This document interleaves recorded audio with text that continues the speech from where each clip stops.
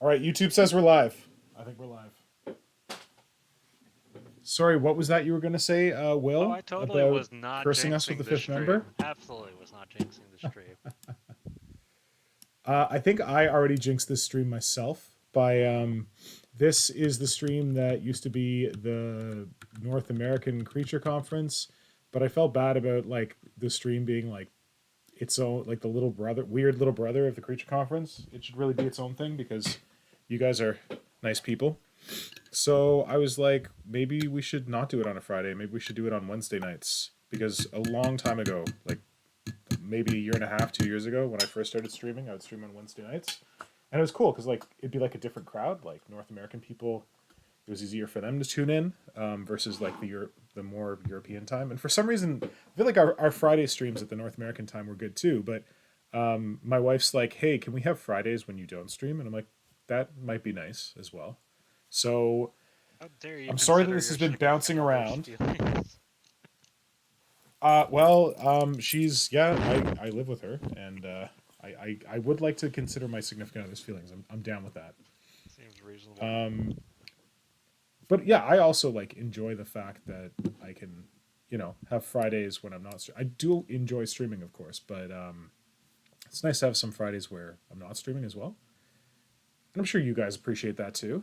Having Fridays off. I don't know. Hmm. Where'd you get your Uh, cutting mat? oh, this is Here, I'll show you. This is a Miniac one. Can I get a better shot of it?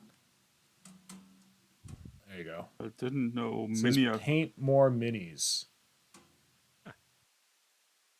I didn't know Miniac made cutting mats, but it He, also well, he doesn't doesn't make them; he surprise me. sells them. He doesn't make them; he sells them. So this is a. I usually use a green shitty one, but this is the nice one that I keep on my desk. Like this is my computer work desk. So I didn't dig out my green one. I just left the black one on here. So I have to not dirty it up like I dirty up all my green ones.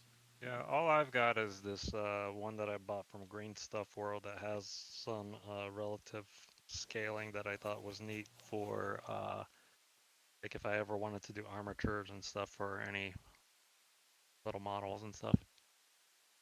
Yeah, Neat. it was the first thing I noticed when I saw your screen today. They also have, I think on the other side, horses and other animals, Horses. which is also pretty cool for whenever I convince myself that I'm gonna do like fantasy battles stuff again. Did you used to do fantasy battle stuff? I got back into the fantasy battle stuff late 2000s. Yeah. And then like right around the time like 8th edition like really kicked in, and like right before it got to 9th, I got kind of burned out by the rules. So Yeah. ooh, got another viewer. Woo! Eric's here. Good to see you, Metal Beardy Beard, Eric. Yeah. So what I was trying to say is that eventually this stream is going to. I want it to settle on Wednesday nights at 7:30 p.m.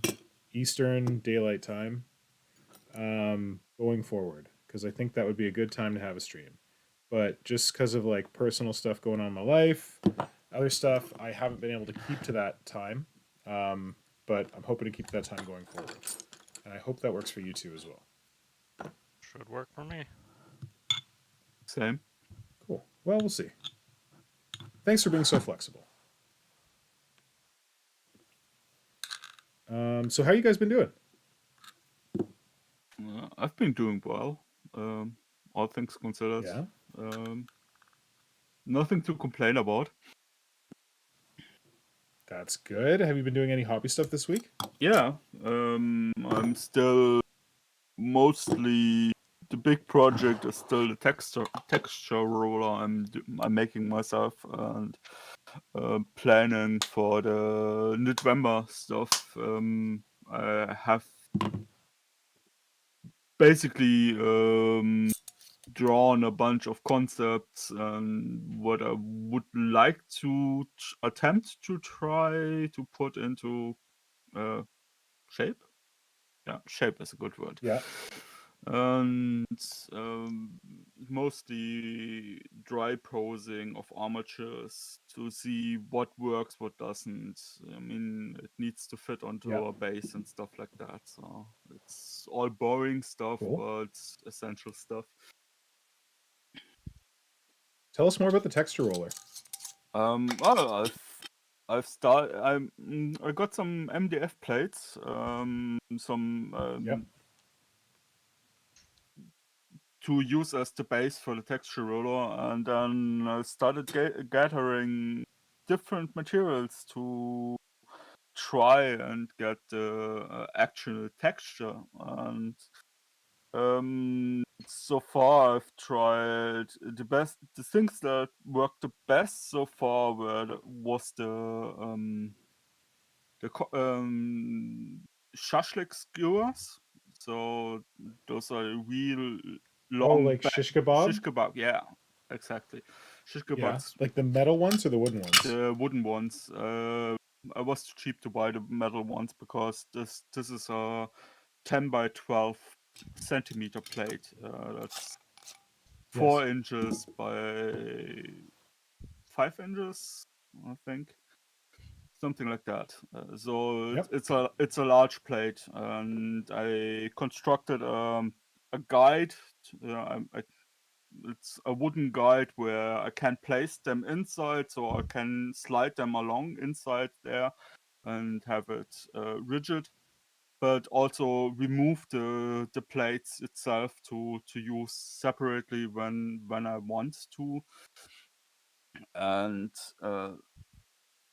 yeah, the Shkabad skewers work well, but they are a little uh, thick. So I was searching for Yeah. things I could use that were smaller. And Yeah. well, interesting enough, who knew spaghetti noodles would work? Cool. So I used try noodles Yeah. and glued them down with PVA, so the PVA encloses them anyway, and soaked through them. Yep. Interestingly, and you get a smaller profile. And then I thought, oh, whoa, this works really well, and let's go and try that a size smaller. And I got angel hair noodles and Yeah. discovered those might be too thin for what I'm Yeah. attempting.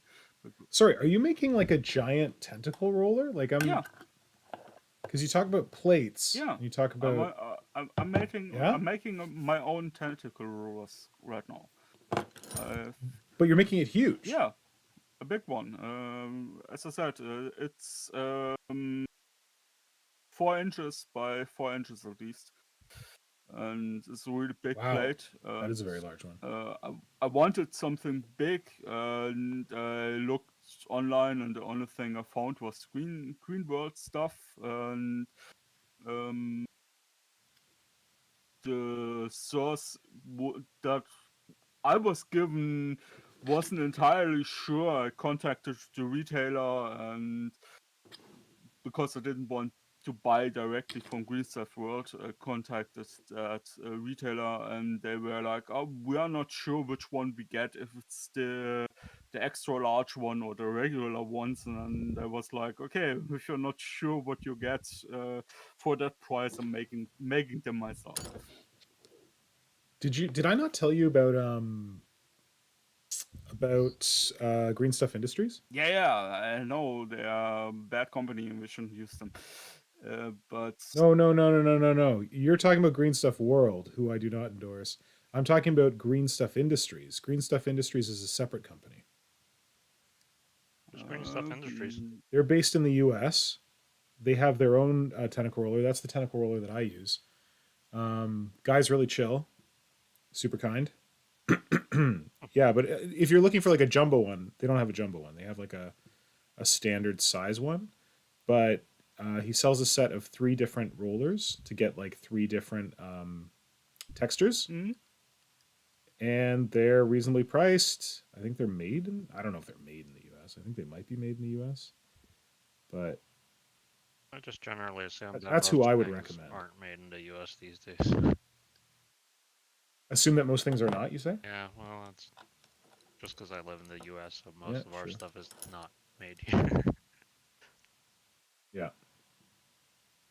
But this guy's like a small retailer. So I don't know, maybe he does get them made in the US. I don't know. Or he makes them himself.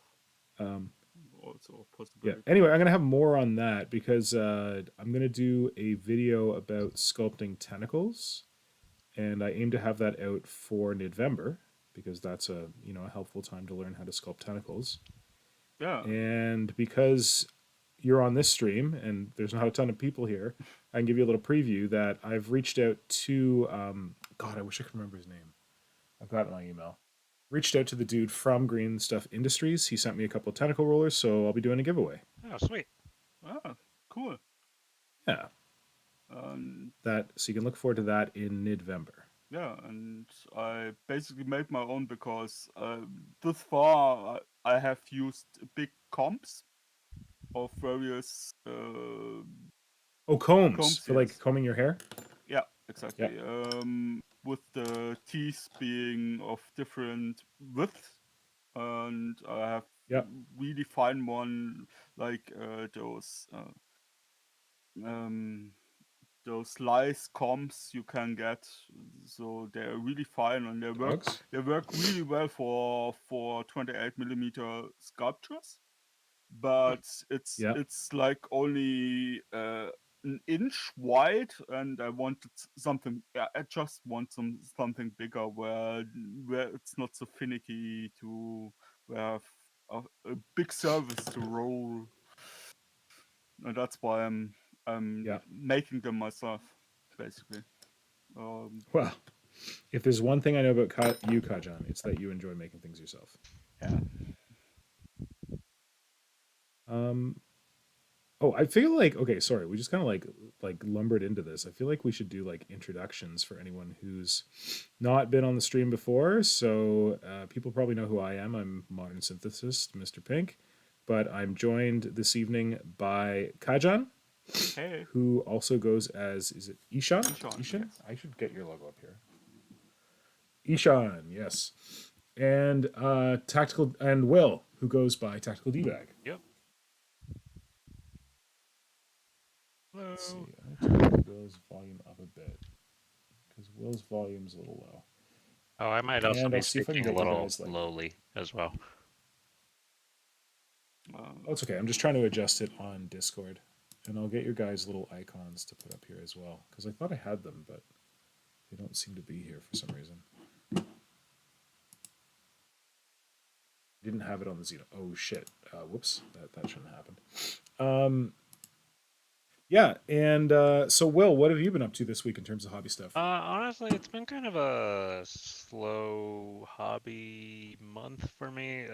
Work's been kind of hectic and stuff, so I haven't had maybe quite as much hobbying time, but I'm using this as a really good opportunity to give myself like a dedicated like 2-ish hour block to actually like get stuff done, as you can kind of see from what's on my I'm happy to hear that because I am also using this time because I feel like all my hobby of late I've been like more focusing on like making video stuff because I'm Mr. like, oh yeah, I'm gonna make some green stuff tutorials, show you guys how to use green stuff. But the reality is I haven't made a lot of like green stuff tutorial videos lately. And that isn't because I haven't been like recording stuff. Like what I do is I get really excited and I record some stuff, and then I gotta like go and do all the editing, and the editing is like the real pain in the butt. So it. Oh, I have your guys' logos. Where the hell is this? Okay, stream stuff. I will say. So the editing is. Go ahead. I will say that the other day on the Tyrant Hive Discord, somebody was asking about working with green stuff and lubricating, and somebody that was not me or somebody directly that I know was recommending the use of Nivea for sculpting, and I did link the person asking about it to your video on Greenstuff and Nivea. Good man. I've got. Wait, is that the short one? I think it was the recent one that used, or was that might have been some. Was that in one of the creature conferences that you did that? I'm admittedly a It little may bit have behind. been. Like, I ask because what I tend to like talk about Nivea a lot, and I actually wanted to talk about Nivea on this stream as well, because I was just watching the Between the Bolter and Me guys on their on their Tuesday night stream, and they were talking about how they know a lot of like people who have like been in the hobby for a long time, who are very like got lots of followers, who do like produce a lot of stuff, who still use water to sculpt and not Nivea, which seems a little weird. Bunch of So heathens. I know, and like I feel like we have to keep spreading the good word about this. The Gospel of the Nivea. Just gonna try and yes, thank you, Kajan. The Gospel of the Nivea. Don't joke. I feel that because I feel like I assume that everyone knows this because I just keep rattling on about it like regularly. I'm like, hey, you should use Nivea. Hey, you should use Nivea. You should use Nivea to lube your tools. But I guess I'm not rattling on about it enough. What the hell? Oh, Oh, Creature Conference. Now. this just makes me want to eventually, when I get this Gene Stealer cult army like finished up, maybe I'll call my army the Cult of Nivea. Oh man, that'd be a good one. That'd be But pretty fun. Actually, I might legitimately do that. yeah, it's just that like, oh man. So it was Adam and Eric were talking about it on their stream last night, and it's just that oh, this is okay. Sorry, I'm trying to like set stuff up while I'm talking. They were talking about it on the stream the other night, and Adam was saying like, you know, with when it comes to Nivea, like Nivea is the one thing that he would say that when you start using it for your sculpting, it's the simplest thing that can like really change your life. Oh yeah, for sure. Like just changing that one thing where you start lubing your tools with Nivea instead of water when you're sculpting. That well, it bumps things up like a level or whatever, and it's so simple, but you wouldn't really expect it to make such a difference, but it really does. I would agree with that. I feel like So I had that similar experience because I think prior to joining Instagram, um, and like kind of really diving in a little bit more into scratch building and kit bashing yep. and stuff, it was, I think, part of my reticence with, you know, going a little bit more full bore into working with grain stuff was just that it was just kind of a pain. Like between It's the stickiest thing on the oh, planet. it's It is like so the single tacky. most sticky material you'll ever try to use. So Yeah. I do not blame you. And it's unfortunate because like it's very easy to overcome that Yeah. if you have the right tips, but people don't get the right tips. And like you can kind of overcome it with water. And a lot of these artists they were talking about, like these guys use water and they've used water for a long time. That'll get you like partway there. But then if you want to go like a little further, you need to do like you need to switch it up. Yeah, and Vaseline definitely is like definitely not the right answer. Yeah. So okay. So I was saying that I've been working a lot on video stuff of late. I don't know where the hell stuff. Okay, Kajan, Kajan's logo. I'm gonna put Kajan here.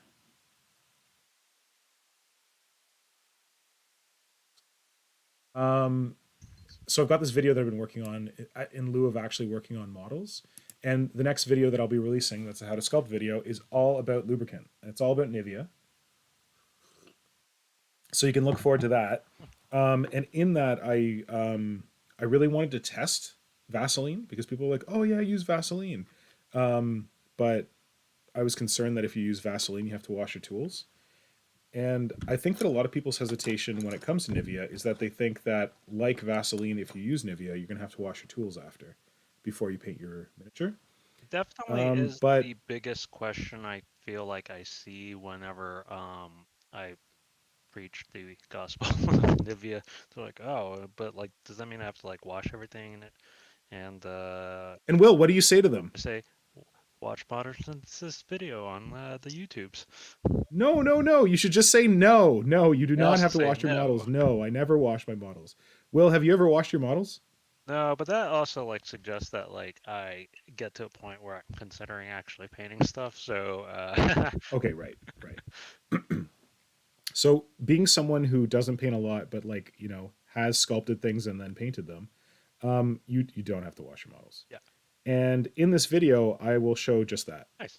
that you do not have to wash your models. I will try out all these different ways of lubrication, slap them on the model, prime them, and show you what the results look like. So yeah, you can watch out for that video. That's going to be coming out on. Did I already put green? Oh shit! I already put green stuff on this guy. That's going to be coming out on October 15th. So like in the middle of the month. The Nivea video. But if you want to sponsor me on Patreon for as little as $1, whatever you feel, Patreon people get to see the video a week early. But it's free for everyone on YouTube on October 15th.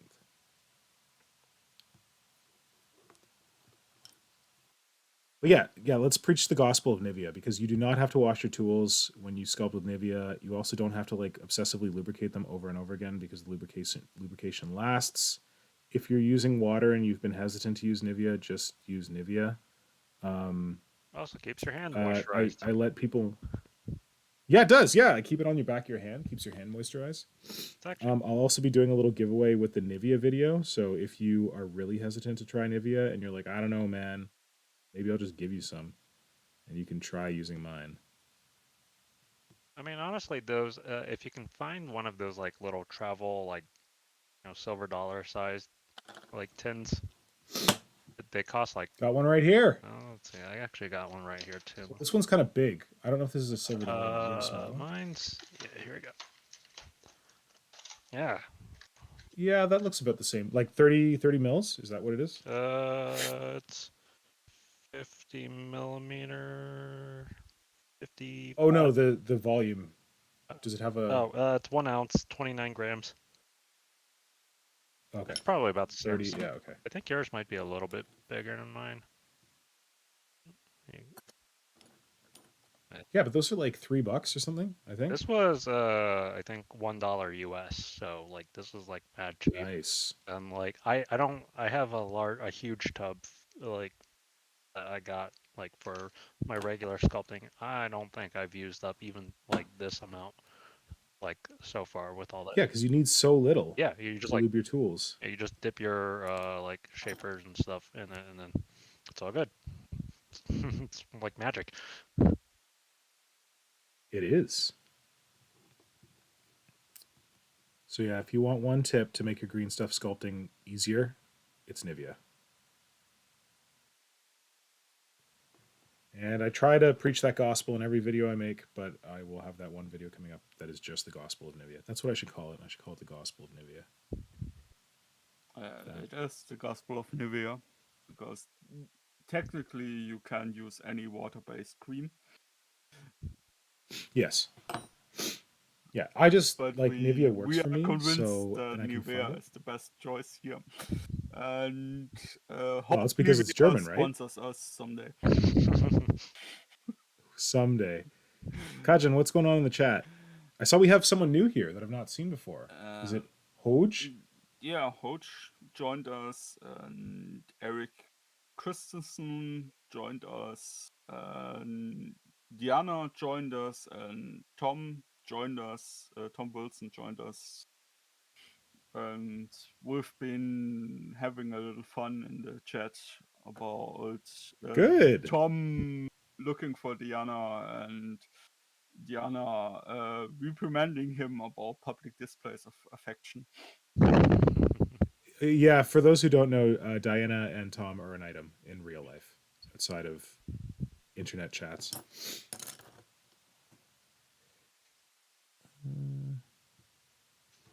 So, folks in the chat, have you embraced the green stuff? The Nivea gospel. Let us know. Yeah, they have. Hoj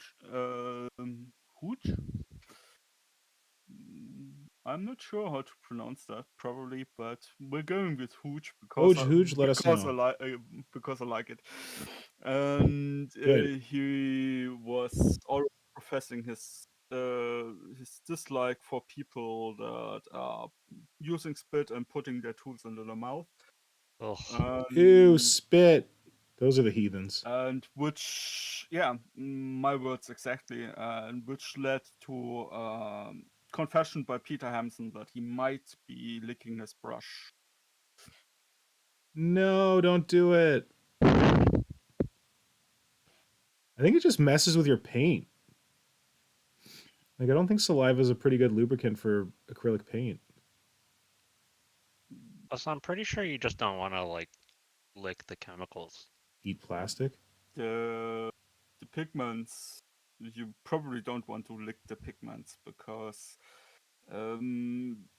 while modern day they might not be toxic, but classic pigments can be really toxic.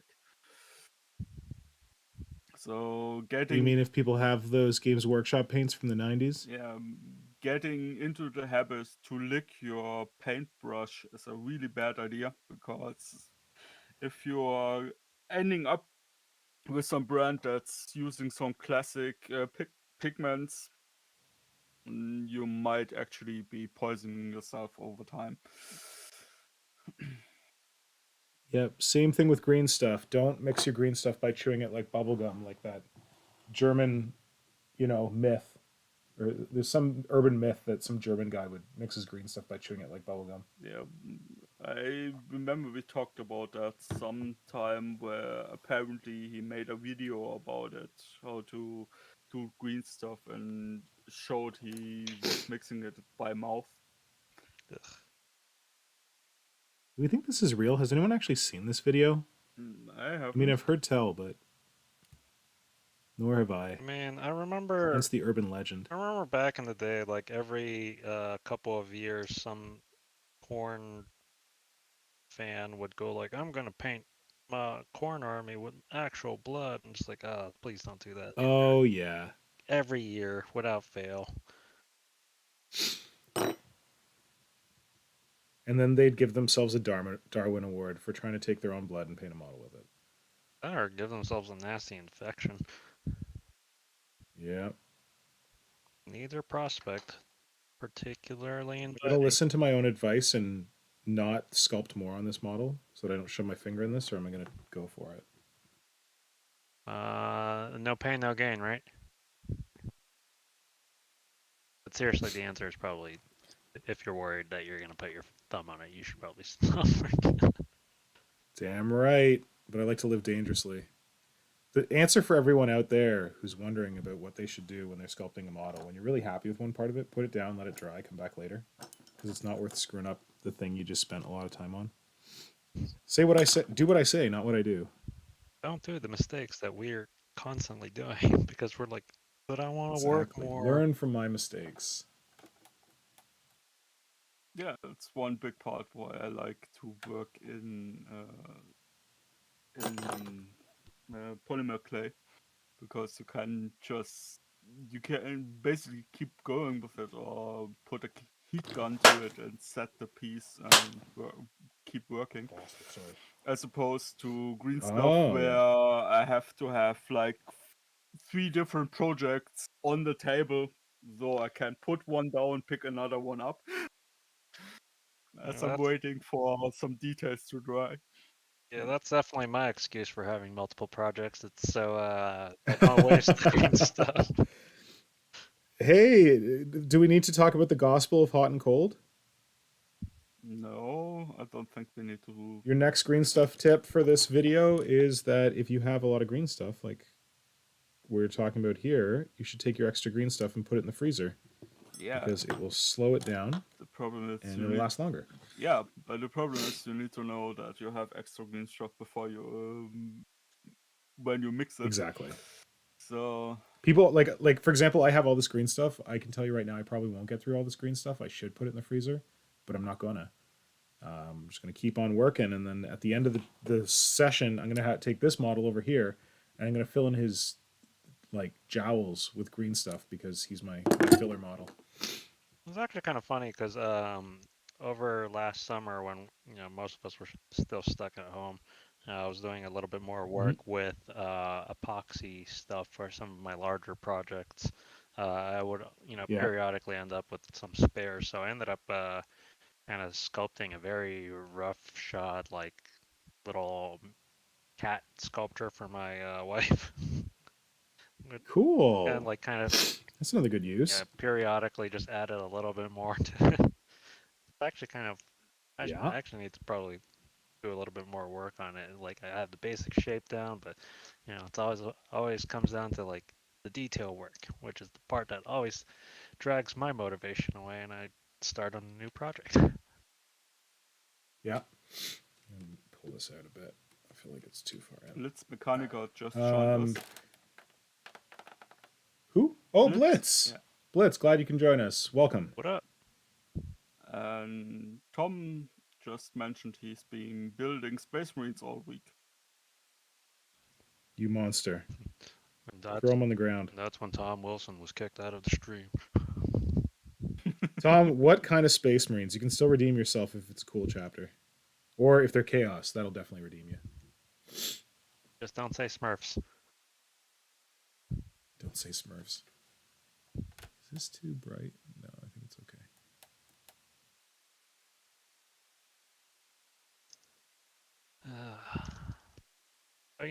When I started this project with combining these Necromunda parts with the Gene Stealer cultings, I thought it was going to go a lot more smoothly and involve far less cutting up of stuff and pinning and stuff than that. Doesn't it? Don't they click together pretty well? Like, no? 90% yes, but like the Adelon Jackals are ever so slightly they're smaller, aren't they? And if you notice, let's see here. No, that does not show up at all. Jesus, that camera sucks. But basically, every handlebar bit, there's one arm connected to it. So, like, the bodies are the Adelon Jackal bodies are designed to like perfectly line up with like where the arm is connecting to the handlebar. But obviously, when you're not using the stock parts, it becomes a little bit more hectic and not quite as snaggly. Definitely lots of pinning involved.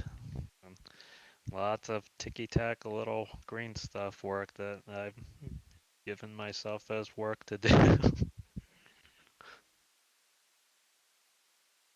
Well, Blitz just told us his hobbying is about painting the Iron Heart of the Daughters of Cain. And I was about to bully Tom Wilson, but Diana just told us off. So I feel like we should respect that. But it's Space Wolves though. Like Space Wolves are essentially Xenos, right? Or is that? Yeah. Or is that like there you heresy? Go, Wolf Boys. Is that heresy? We don't care about heresy. We love heresy. And Yautja joined us. Oh, Yautja. Hey, buddy. Deployed. So, oh, shit. I should have mentioned. So I've got this fancy work in progress Wednesday thing obstructing the upper right-hand corner of the screen. This was actually drawn by Yautja. Oh. I think I mentioned it in the description of this stream, but I'll just say it again, for posterity. But yeah, Yautja helped design this the boxes and drew the like the clippers and the little warrior in there, and then the Tyranid Prime and the paintbrushes. Nice. So thanks, man. Yeah, thank you very much.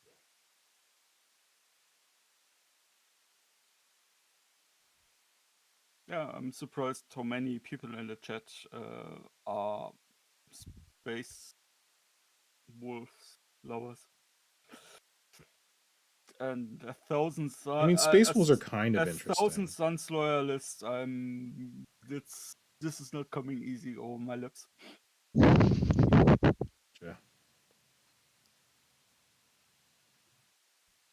Yeah, Space Wolves are okay. I mean, I've always kind of like had a thing for the Wolfen. Although I take it that Space Wolf players thinks the Wolfen are dumb or something. I don't know. They were never my favorite model range, to be honest. I mean, Well, the metal ones were a little rough. I feel like the plastic ones are slightly better. Are they not? I actually forgot they had a plastic kit until I walked into a random stationery store near my house, and they had like 10 Games Workshop boxes on a shelf, and I don't know why they do. So One of them was the plastic Wolfen. well, I will be saying that much. I'm not a fan of. I'm wanting some wolves with my wolves, but ever since I discovered Valbjorn, I'm kind of getting converted to the idea of having Space Wolves because he is really cool. Discovered what? Valbjorn? He's Don't doing know if I know who that those is. cool Norse inspired Space Wolf things. Oh, I think I know who you mean. Is Do you want to put his link to his I profile in the chat already did. or to his Instagram? Oh man, you're awesome. I'm sure I've run into Valbjorn before, right? I mean, He's the like the Space Wolves that are like white and like kind of like rusty bloody or something, aren't they? no. Aren't they like very like Oh, I mean, wow. weathered? Or am I I- thinking? Oh no, you're talking about the sculptor. Yeah. His green stuff work is super delicate and fine. Jesus. Oh yeah, Yeah. his green stuff works amazing. I was I'm- thinking of that other like Wolfen, Thunder Wolfen or whatever guy. Okay, I don't what I know mean?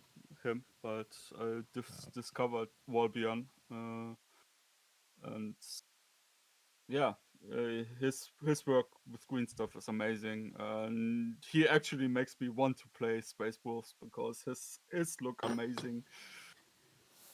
See, the challenge here, Kajan, is that you pronounce his name the way it probably should be pronounced, whereas the rest of us Hicks would pronounce it, oh, Valbjorn. Yeah, but Bjorn is a proper You're right. Germanic Norse name. name. Yeah. It's hard for me to pronounce it different. I don't recommend you do. I'm just trying to explain why I didn't catch on right away.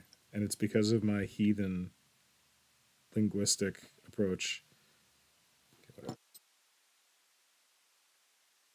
I managed to do it without shoving my finger in it, but I'm not thrilled about the sculpt job or whatever. I actually had a friend when I was a child that whose name was Björn.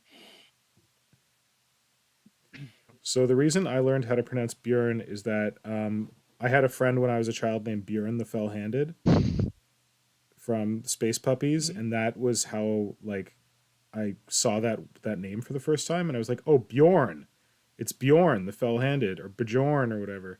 And then I dated a girl who was half Norwegian, and she had an uncle whose name was that. And I'm like, oh, your Uncle Bjorn? She's like, what the hell are you talking about? You pronounce it Bjorn. I'm like, oh, okay. So that was how I learned. Okay, that's not so bad. God, this lighting is not stellar.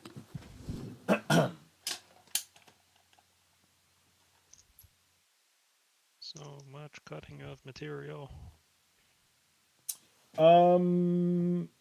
Yeah. So I'm trying to think of like what's going on in the hobby this week that we should talk about if there's anything.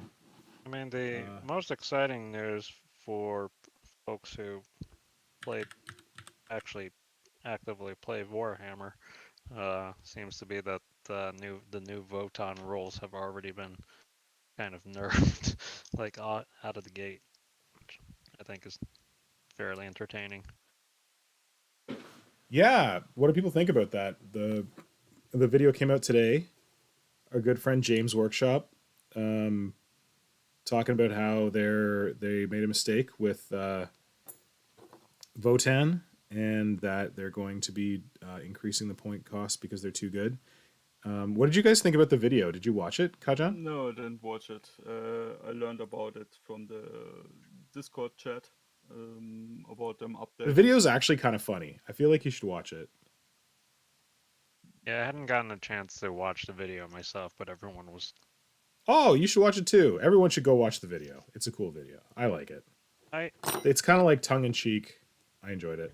I appreciate that, at least relative to when I left 40K gaming, like 5th edition, and like basically up until like maybe like 8 years ago, they seem to be a little bit. Games Workshop seems to be a lot more proactive, I guess, with trying to get the codex balancing, and even if like it's still kind of a broken game, but it's a marked change from when I left the hobby many years ago for a Oh, I while. honestly believe it only happens because of the internet. That back then they weren't really attuned to the community at all, but I feel like they're more subject to internet pressures now than they used to be. As much as Games Workshop can be, that is, but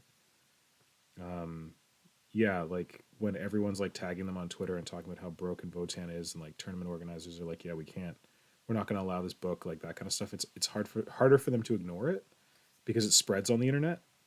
Whereas I feel like old school Games Workshop would just kind of ignore things and hope they went away. Yeah, that sounds about right. But still, Maybe that's a good point though. That it's nice that Games Workshop is like paying more attention and seems to be taking more action on stuff like this.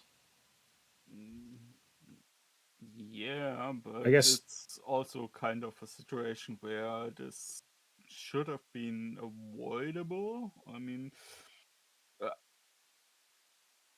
I didn't. I have to admit, I didn't know it already was. It, since I'm not playing Leagues of Walton and haven't been looking into starting that army. I wasn't really paying attention to the process, but as I said in the Discord chat, I felt like they announced the PDF and the PDF came out 3-4 weeks ago, and people corrected me about it's not even out yet. So which PDF are you talking about? the The fix or the rules for the rule set. yeah, I think oh, they. like the codex? Grim and Gribbly corrected me and said they haven't even been released to the store. The rules for Well, Leagues of Walton, and they have. I was in the store last weekend, and you could they had the big Votann box sitting there. okay, So you could have gotten them last weekend, but I think you can only get the rules in that box. You can't get the actual codex yet. I don't think it's sold separately yet. Yeah. Or is it? I don't know. That was my understanding. Grim and Gribbly said they haven't been released to the stores. The pre-order set came out on Saturday, but can't be bought by itself yet. So, What? It was literally sitting on the table there. I think I could have walked away with one. So I think you can. Oh, not by itself. You yeah. can't buy the codex by itself. Gotcha. Yeah. Yeah, that would be what I experienced. To me, that just says they didn't do enough internal testing, or something went wrong, Yeah. or it was rushed out of the door or something. I don't know what's going on, but it's not a good sign when you need to print an errata of your book that's not even really out Unreleased army. yet. Yeah, I don't know. I think that part of that is the like okay, so I think we talked about this on last week's stream a little bit. Like Flynnhammer mentioned the like scuttlebutt going around the internet that Votann was super broken. And I said at that point, I'm like, wait, has anyone actually seen it yet though? Like, isn't it not even out yet? Like, what is this even based on? Is this just based on those like rumor? Because like you know how they do those features on the Games Workshop community page where they're like, "Oh, here's a cool new rule from like our new codex." So I wasn't clear on whether these people freaking out about Votann being broken were just based on those articles, or if people actually had the codex yet because it hadn't been released. But I guess now it's actually been released. They had it from last week. Yeah, my understanding was that. Will, what were you gonna say? My understanding was that like some people had gotten maybe like some early copies or just managed to get pre-orders and early. Like Yeah.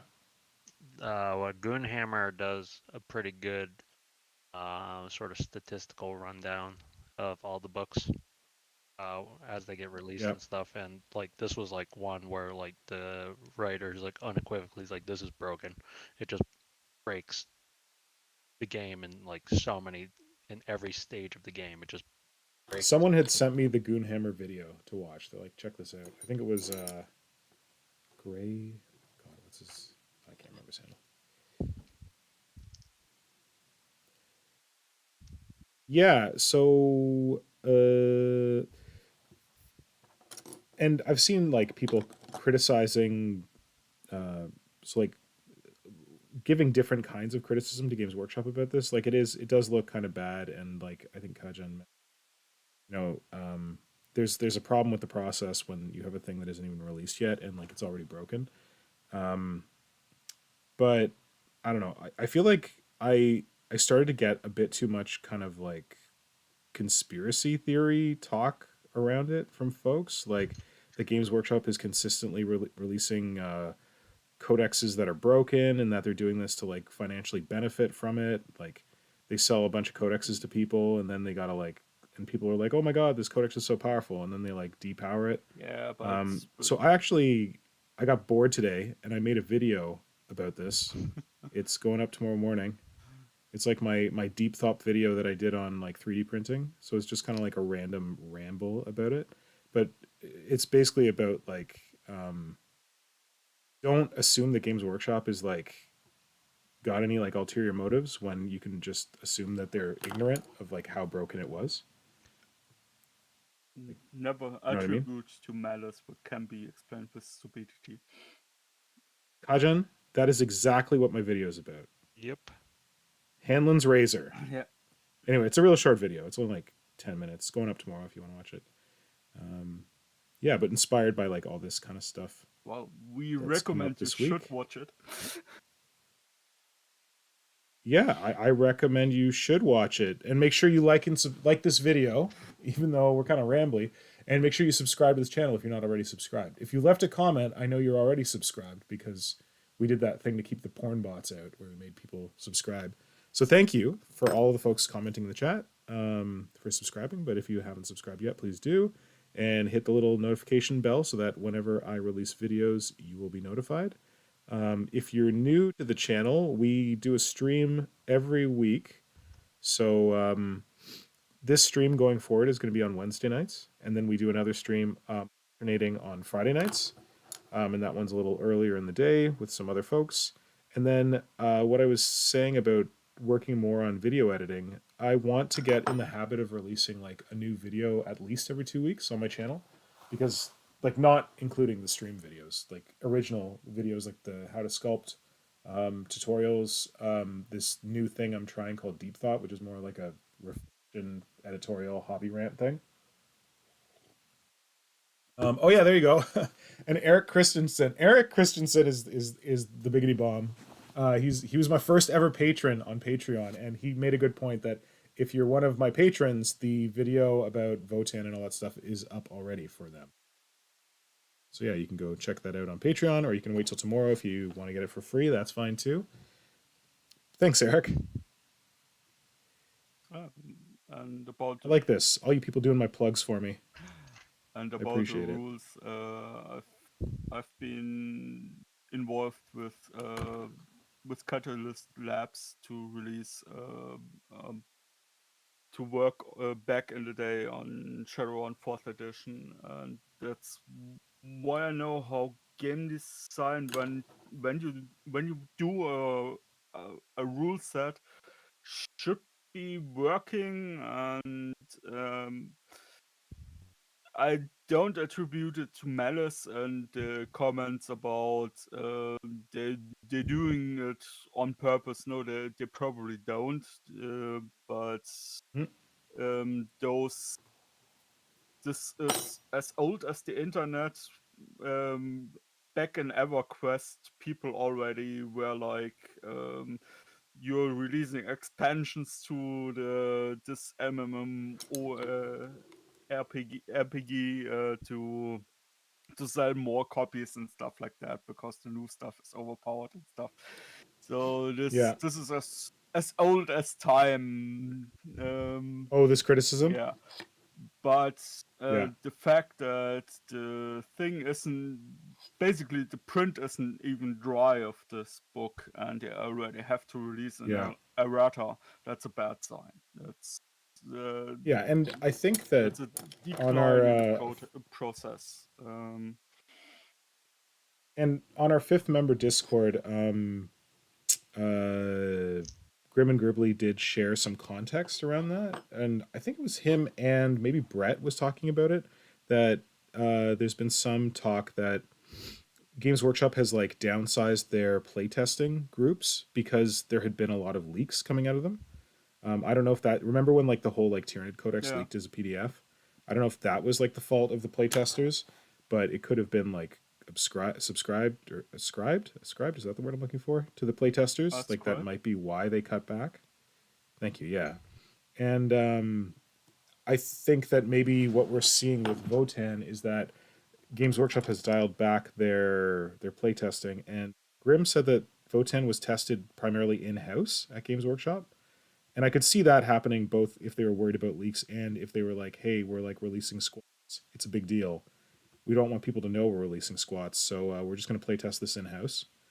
That could have lent to the ignorance rather than the malice in terms of releasing a broken book. Yeah, my argument for that would be Games Workshop should simply start releasing the PDF version for free and Yeah. just sell the physical copies of the books and the app tie-in and stuff like that into their Battle Tribe, I think it's called, the official Yeah. program. I think those are the things that should be sold. Isn't it just called the Warhammer app? Isn't Battle Scribe the third party? Or am I wrong? I'm not sure. I'm not using those programs, so I'm not entirely Neither sure. am I. We're the worst people to have this conversation. Yeah. But the thing is, I feel like the PDFs should be free because, first of all, there are websites where you can look up the rules. Those are third-party websites. Oh, Wahapapedia? Yeah, for example. Kajan, can you put that in the chat for anyone who doesn't know that website, Wahapapedia? Yeah, I can put it. Is that website still like functional right now? Because I thought it was like based out of Russia. It is based on Oh, Russia, I don't know. but it's still functioning, and there was some. They tried to shut it down when the app came out, and it didn't really work. I think. Oh, Games Workshop tried to shut it down? Yeah, I didn't know. at least that's what I heard. On cool. the Tyrant Reddit forum was some conversation about them trying to shut it, sending cease and desist stuff to Russia. Good luck. Yeah, it's like this YK thing. There was some Russian social media stuff where you could go and get all the PDFs for free and stuff like that. I mean, it's not hard to get an illegal copy, a pirated copy of these rules. It's not difficult. It's not hard, and making them free from the publisher, like Infinity, for example, does it. A lot of other companies do. Yeah. Like Games Workshop, isn't Games Workshop in the minority for charging people for their rules? Yeah, and it lowers the bar of entry. Getting a new army and stuff like that. Lots of people want to know what the rules are like before they take the plunge of $400-500 of buying the equipment needed to play the game. So making the PDF free, I think, would be a good thing for the hobby. So That's my And they've opinion. kind of done that a little bit. Haven't they kind of done that with like, hey, the Age of Sigmar core rules are free, and like the Warhammer 40k core rules are free, but it's kind of like you can't do anything with just the core rules. Like it doesn't have all the rules you need to play the game. Yeah, I think you only get a stripped down version of the core rules. I think Yeah, something like that. which is unfortunate. Yeah, but I think you would have more people jumping in. I mean, sure, Warhammer has both Age of Sigmar and 40k have the benefit of being the big dog in the on the yard, Yeah, so yeah, they don't need to worry too much about it as of now. But yeah. there are so many alternatives and also free alternatives designed to work uh with Warhammer Games Workshop models. Yeah, models. Yeah, the what's it called? Dark Age, Dark Imperium, or something like that. There is an entire rule set out there where you can basically play Warhammer, but with the free system. cool. Um, Yeah, some yeah, and like that's the thing that it's unfortunate that Games Workshop is charging so much for these rules, and it makes it even worse when they have an issue like what they had with Votann, because you go out and you spend a premium to buy the rules from Games Workshop, and your rules are invalid. Like you instantaneously have to go and download some PDF, and if you want to have a physical copy of the rules, you have to like take that PDF and stick it in your book or whatever yeah, so that it stays with you. And you've just paid like $60, $70 for that book. So if Games Workshop gave the rules away for free, no big deal. They'd just be like, hey, yeah, we updated the free rules on our website. yeah. Just download the new I ones. mean, They I've could. always. Go ahead, Gordon. I just wanted to say they could simply release the PDF 2 weeks ahead, 4 weeks ahead of the print of the books, and any they would be getting free playtesting from everybody, from the whole community, and after that they could print a proper set of rules that doesn't need to be updated for another 6-7 Yeah, but I months. think the reality is that they print these things really far in advance. Like I think they print all their stuff in China first of all. Um, So this book probably got printed 2 3 months ago, so that it could be shipped by sea, probably even longer, to their warehouse, and then on from there to like other parts of the world. So and like that's a great idea, Kajan, but I feel like their logistics system, if they were to release the PDF X amount before the book is printed, it would be like a year before the book is printed or something, or like 6 months at least. You know what I mean? I don't know their production process, so it's hard to say. Yeah, but it would be longer than 2 weeks. Like Yeah, if it was 2 weeks before the book was printed, it would probably that would mean it was like 4 months before the book went on sale. I mean, if they release the PDF and then have a period of playtesting, and then after that they Yeah, print the physical copy, you would be sure you're getting good quality, because true. everybody would be nitpicking your spelling errors and whatever, Yep. and it would be a better product in print, and could put And I guess you that's what could they're even trying to do with their playtesters, but the playtesters aren't working. yeah, and you could even leave out artwork and stuff like that from the Yep. PDF and put that into the book, Yep. so the book itself has some Yep. extra value over the PDF in addition to Yep. having a physical copy. But cut off will so That actually kind of segues neatly into what I was going to say, because I agree with Yep. that last bit that I think what works so well for companies like Corvus Belli with Infinity is that they provide all the rules. Like the minis sell themselves, obviously, for Corvus Belli. Like they've probably, Yep.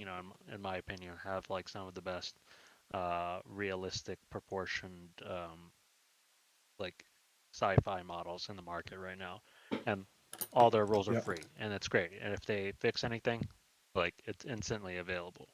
But they make the books available, like Kajan said, with the pictures, with the fluff and everything. If you want all of that, which Yeah. there's a market for that certainly. That's why people like me kind of get like the fancier editions of some of the codices because like you get like more of the cover art and stuff. All of that like new Hmm. art, the fluff about any new things. That's of value to people. But like not to everyone. So, um, and the people who don't want that fluff, well, frankly, they're gonna pirate the stuff anyways. So Yeah. Good point. like Yeah. I think it makes it, especially for now, with the fact that Games Workshop seems a little bit more invested and interested in updating the rules a little bit more proactively, and like more regularly. Um, I feel like the change in that sort of corporate mindset where they switch to a digital format, just make the rules available. Because I mean, even back in the day, like the Kirby era, they were always we're in the business of selling minis first. The game is sort of secondary. It's like, all right, then the game's secondary. Just make the rules free. Like you're selling the models. I mean, let's be honest. Like most of the stuff I get, like I haven't played a game in years. I just keep buying stuff because I keep wanting to build projects and give myself an excuse to have something to work, like throw spare green stuff on. um, Yeah. but yeah, just it seems like it would make sense to me. It's sort of you know, like piracy is gonna kind of happen no matter what, especially in like the Hmm. digital age right now. And like especially kind of like with 3D printing to a certain extent. Like we know that it's there. Like, Which they're also pretending doesn't exist. Like, well, Yeah. I feel like Games Workshop is very like head in the sand, ostrich. Like, oh, what 3D printing? What's 3D printing? Oh, what free rules online? What's that? I don't know anything about it, Yeah. and hope no one finds out about it. Games Workshop is like 10, 15 years behind the rest of us when it comes to the stuff. I remember when PDFs first became a thing. I wasn't playing uh, Warhammer at the time anymore. Had stopped, Hmm. but I was still involved with role playing games and stuff like that because I never stopped Yeah. that part of my hobby. And when they first appeared, everybody was freaking out because everybody was like, "Oh, PDFs are the death of books and all that stuff." And I Yeah. saw it on my own table. You have 6 people there, and everybody has their phone and a tablet and stuff like that. And still, everybody buys a physical copy because it's nice to have at in your hand and Yeah. there's a place for both for the books and for the PDF, and at least as far as my experience goes, the PDF can never replace the books, and the books can't replace the PDFs. Yeah. Like you have both options, and then depending on like what you're into, you can make your own choice. Yeah, And I feel like that's kind of like what I take from what Will was saying, because I enjoy like the book, the physical book aspect. If I care about a book, I'll buy the physical copy. If I don't care about it, I'll buy like a digital copy to read. But like I really like reading physical books, and especially with like game supplements, I like having the physical version. And and like Will was saying, like Corvus Belly, like they still sell their books. Like you can get their stuff for free, or you can buy it. So there's still a market for them. But I guess Games Workshop just wants like all of that market. They don't want to give up. They're like, we're making good money on selling books. We don't want to give up any of it. they are too scared. Simple as that. It's an antiquated mindset that, as I said, they are 15, about 15 years behind. It was around that time when I was working, publishing and stuff like that. Uh, People were scared of this stuff because they basically thought everybody is getting the PDFs for free and books will be dying. By now we know Yeah. when the first e-readers came out and stuff like that, and people were really freaking out in the industry because it was the death of the industry for them. And over time Yeah. we have seen that people will not replace the physical books. As Blitz Mechanical is just saying in the chat, physical books are easier to find the page you need, versus scrolling in a PDF. On the other hand, PDF is very nice because you can do To a word search. search, and Yeah. both things, at least, both things are really useful things to have. You have your book where you have your bookmarks in it, and you can just flip open a page and have all the information you need. On the other hand, you have your tablet next to you where you can't flip easily, but you can do word searches and that stuff like that. It Yeah. doesn't go away. I mean, as I said, I've seen it on my own table with my friends, and from my own behavior, how I treat physical books to PDFs and stuff like that. Yeah. It just doesn't go away. I want to second Eric Christensen's comment that books don't run out of power. That's true as well. True. I like it. Also, like when you're reading a physical book at night, you're not going to accidentally go into your email, go onto like Twitter, go onto Instagram. Like that's the reason that I like physical books. When I read books on my phone, like it's very easy to just kind of like click off and go do some other crap on my phone. Well, You know? yeah, Yeah. I'm not reading books on my phone. I have an e-reader for that. Yeah, the missus and I Smart. do electronics decompression every night, so nighttime Smart. everything's just low tech books, just paper books and stuff. Tell us more. Tell us how you guys handle it for anyone who's interested in that kind of thing. I am definitely interested, to be clear. I mean, we don't like we literally just don't keep any of our like internet based electronics in the bedroom, so like we leave it elsewhere, and then the I try that. Like there was a time when I was pretty like fastidious about stopping using my phone at like 9 or 9:30 and then like aiming to go to bed at like 10 or 10:30.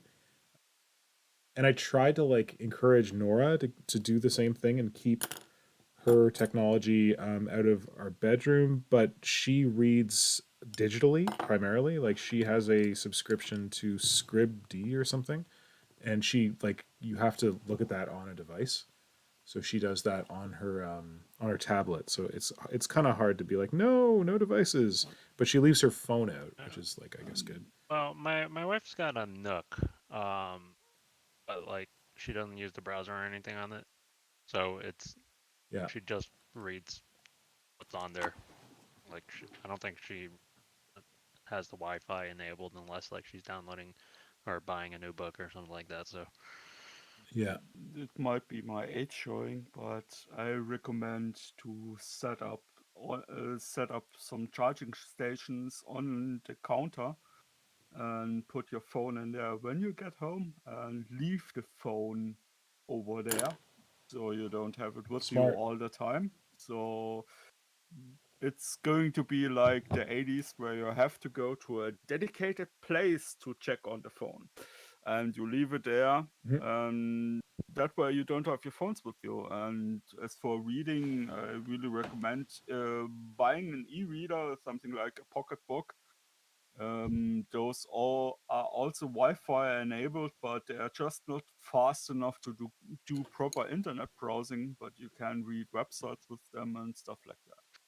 So Yep. their charges also last a lot longer because the screen is not as high fidelity. E-paper or whatever. Yeah,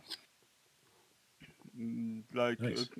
Kindle Kindle works. I'm not a fan of Kindle because Amazon is plastering that stuff with Mhm. with ads. But yeah, they're good. I have like a Nook or whatever. I have some kind of like non-Amazon e-reader that I used to use. I should dig that out again.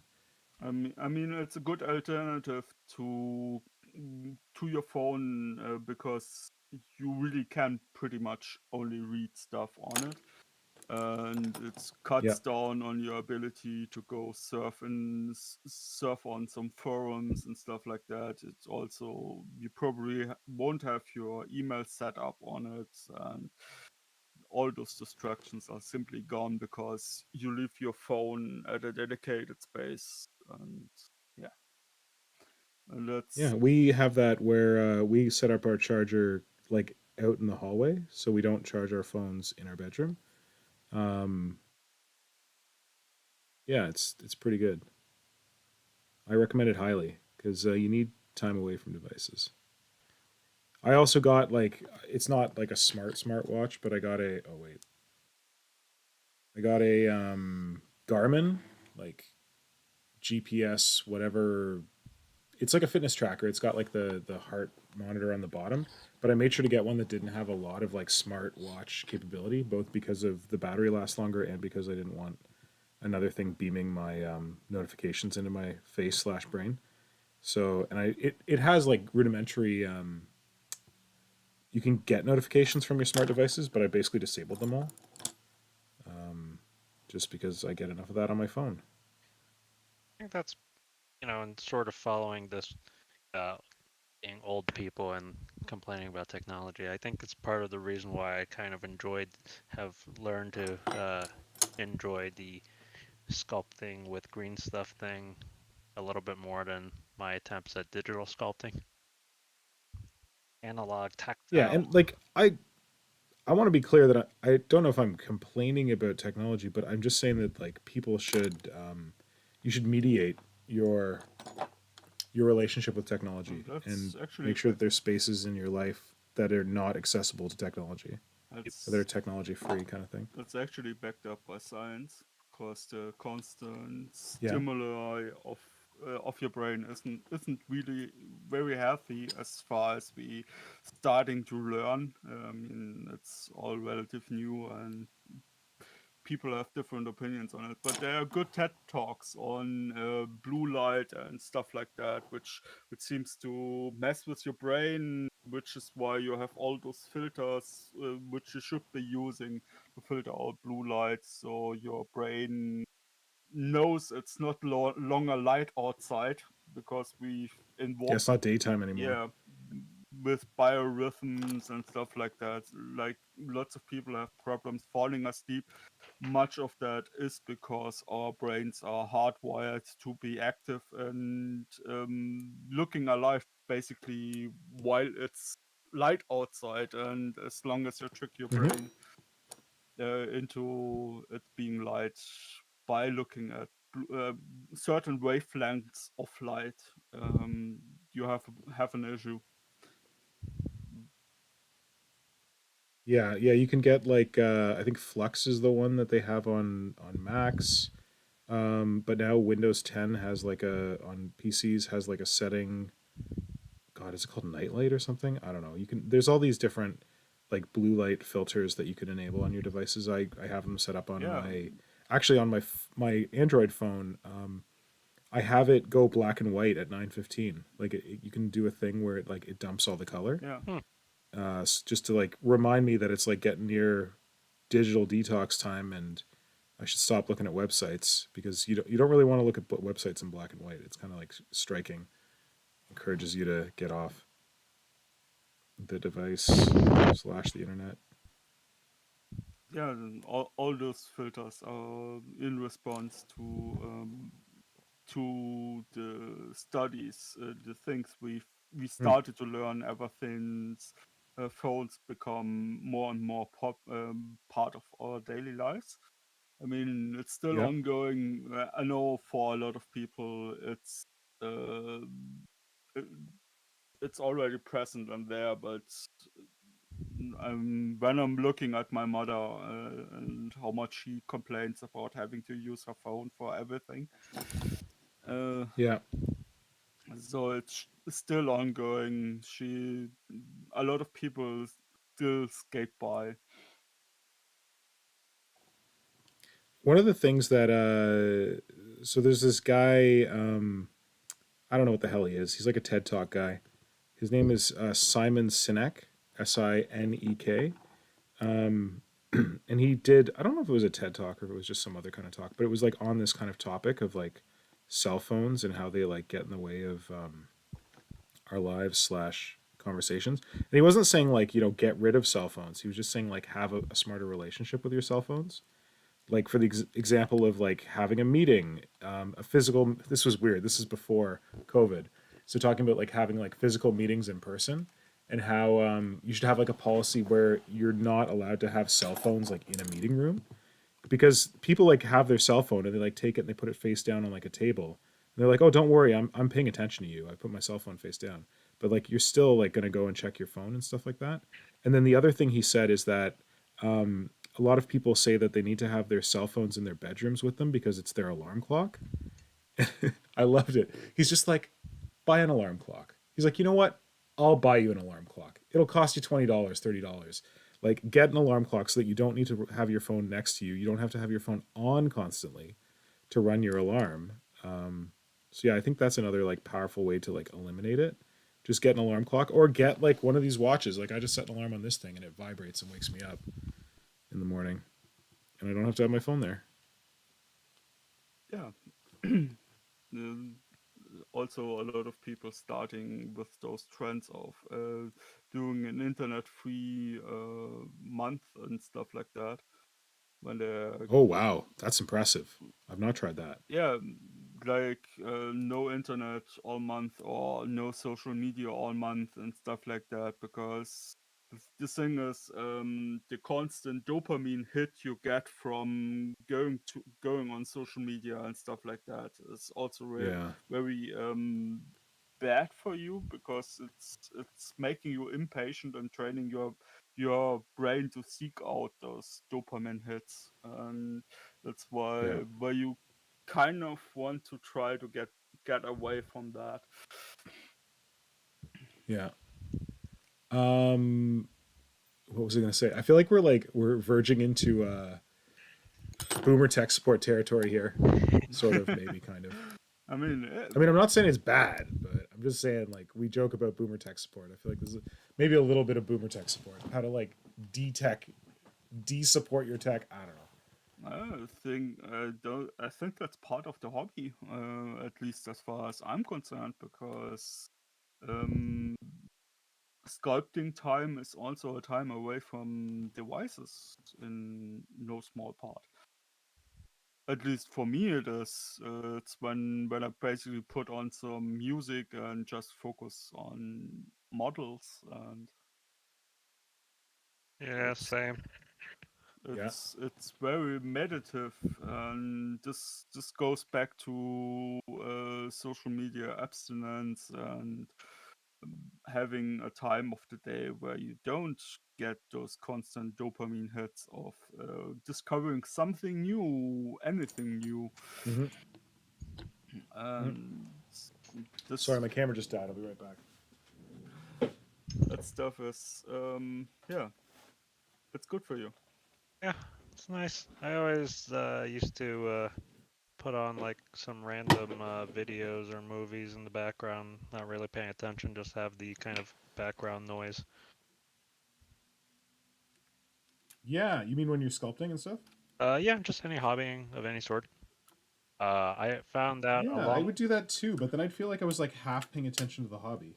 You know what I mean? Oh, it has to be like a movie that you've seen tons of times, so it's like, you know, not like uh not something that like you're gonna miss out on because like you know everything by heart. Like I've had the movie Starship Troopers in the background so many times, and like I know that movie. Oh man, Starship Oh, Troopers. Good it's choice. so great for like sci-fi. It's like I want to make a I want to make a lot of bugs that kill a lot of like human marines or whatever. Yeah. But yeah, just like mindless thing. Wait, I want to hear. Oh, Johnny Van Cleve's here, buddy.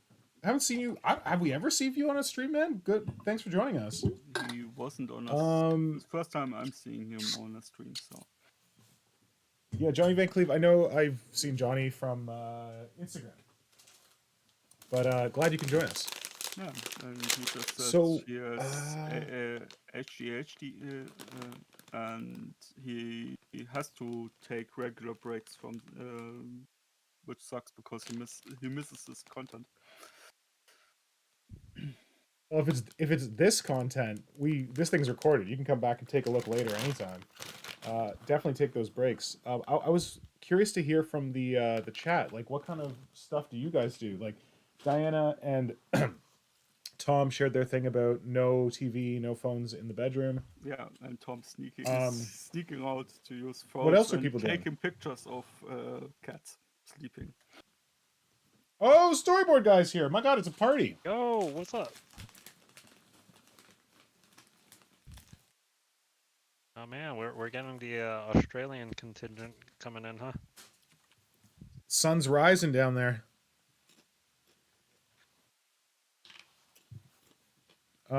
Yeah, if you're just joining us, we've been doing a little bit of boomer tech support, talking about how we managed to disconnect from our technology. Like, make sure we don't have our phones in our bedrooms with us, stuff like that. Get off the phone in the evening so we're not on the phone right before bed. So yeah, curious to hear anyone else's strategies that they might want to share. So stick them in the chat. Oh, I didn't say hi to Dwarfinage. Dwarfinage, glad you're here, man. Glad you can make it.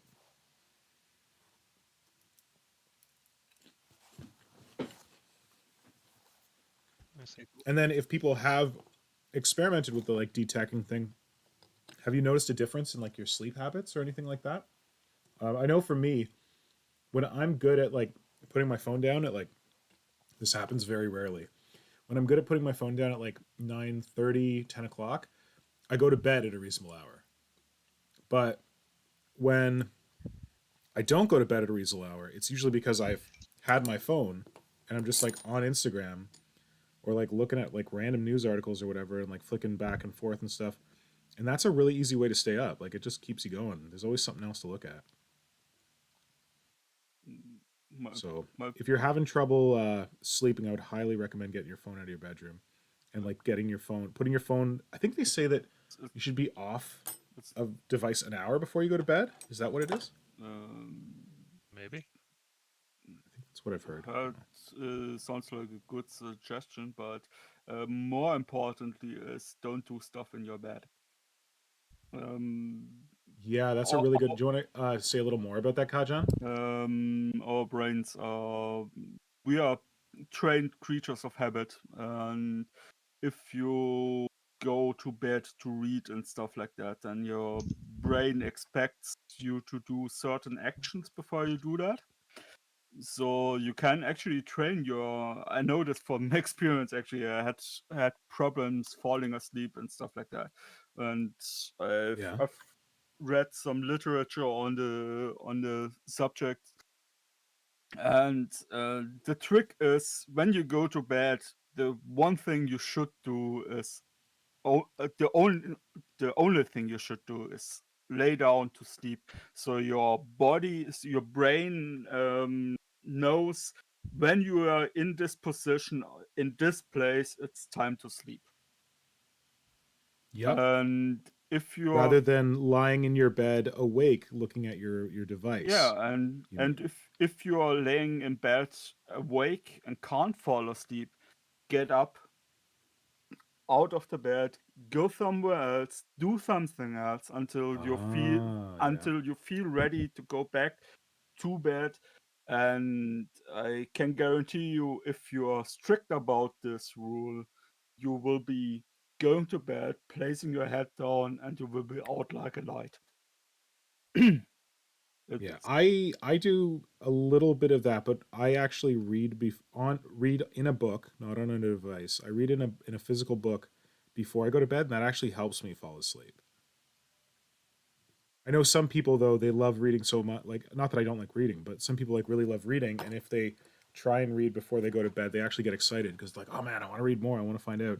But I like it helps me fall asleep. Like I read a book for about 10 or 15 minutes before I go to sleep, and often I'll fall asleep while reading. Like my eyes will start to like get heavy, and I'm like, okay, cool, time to go to bed. But I've heard that before, Kajan. That like there's some people who like will just like, again, this is so we have to acknowledge that there's a certain level of privilege here. That if you're, depending on your life situation and stuff like that, your bed might be where you chill. Like that might be your couch. So that's unique to each person. But if you have like the ability like to just reserve your bed for sleeping, it's a good strategy. And that if you're like chilling or like reading or something, like if you have like a couch that's separate from your bed, maybe do that there, so that you keep that association strong. That, as Kajan was saying, when you're in your bed, you're sleeping. This is like some not hobby stuff at all, but like whatever, man. You get your life in order. You can have more time to hobby. So I think this is important. I'm happy to share this knowledge and hear from other people's experience of like what they do. Is anyone sharing stuff in the chat there? Yeah, we have some. Diana is saying. 1 second, I just lost the line. Diana was saying about her counselor suggested 2 hours of detacking before you go to sleep and not eating 3 or 4 hours before bed. Oh, that's another good one. Dwarven Age said he doesn't detack, but he has a hard time paying attention to the real world when he reads, regardless of the medium. Yeah. And it's not the same for everyone. Like I literally knew someone who, in order to fall asleep, he needed to watch Pixar movies. Like he would just like put on Pixar movies, and that's what he would fall asleep to. And there's some, which if it works for you, it works. Yeah, and Dwarven Age says he is from a generation where he doesn't need to detect because they always had technology, and I strongly disagree with You this. can still change that, yeah. I strongly disagree. Come from a generation when we didn't. There is a life outside of it. Yeah, but I also disagree about that because it's like we have what's 200,000 years of evolution versus 20 years of tech. 30 years. Did you say hi to Brother Pink? Where's Brother Pink? Jonas was. Is this not Jonas Malhan said he's here too. In I spirit. missed it. Hey, Jonas. I have this set to top chat. I'm worried I'm missing stuff. Hey, buddy, tthanks for joining us. Barkas just joined us as well. Oh man, Bargas is here. Holy toot, but like not watching 2 a.m. live streams. Bargas, put this shit away. We're gonna stop talking and turn off all our cameras and just sing you sweet lullabies. I don't think anybody wants to hear me sing. Why don't I try and do some like HM? What is it? What's the ASMR? HSMR? ASMR. Hey, Bargaze, I don't know if this is actually working for you, but this is your buddy Pinky. I just lulling you to sleep, buddy. Gonna sing you a little lullaby. Go to sleep, little Tyrant. Tyrant, my friend. Go to sleep, little Tyrant. It's beddy by time. I don't know if that worked. Tell me if that worked.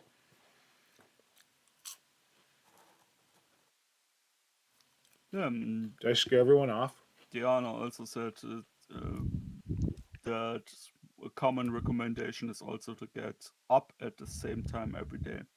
So you establish a good biorhythm. That's a good suggestion. And yeah, bedtime rituals. That's also a way to train your brain. Doing a certain action that tells your brain it's time to sleep. Like brushing your teeth, washing your face, that kind of thing? Yeah. If you establish these habits, your brain will be trained to know it's time to sleep, and you can then perform this Pavlovian response and basically get to sleep easily. If you're doing 30, There we go. yeah, it's actually frightening how much our brains are wired to be creatures of habit. And Darwin H said, "Please stop." Sorry. He's not a fan of the ASMR. Yeah, if you join my Patreon, I won't do ASMR. You got payment stuff. I don't even think that was very good ASMR. I couldn't hear myself. I probably didn't. And Ericsson wants to have a Patreon ASMR.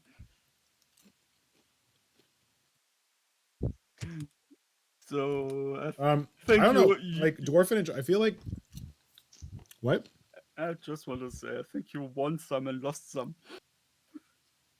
Yeah, I think so. I'm not gonna do that again. Don't worry. With the ASMR thing, like, I don't know how dwarfenage feels exactly, but with like ASMR, I get this like weird feeling that's kind of like my skin crawling, or like I think that's kind of like shivers up my spine. I think that's kind of the point. And I think that's the point. Yeah, but I can see how that could be uncomfortable. Like, I get it, and I'm kind of like, oh yeah, okay, this feels nice, but I feel like it's like on the verge of being uncomfortable. So I don't know. I could see how it might be uncomfortable. What is Hooge talking about? Good for reducing the blue light on your monitors? I have no idea. Think.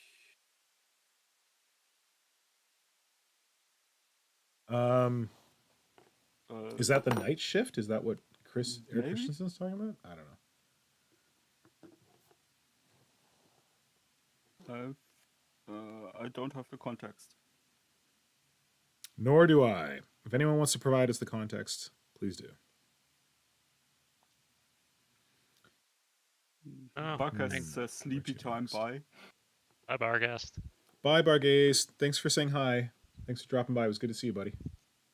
Sorry for terrifying you with my attempt at ASMR.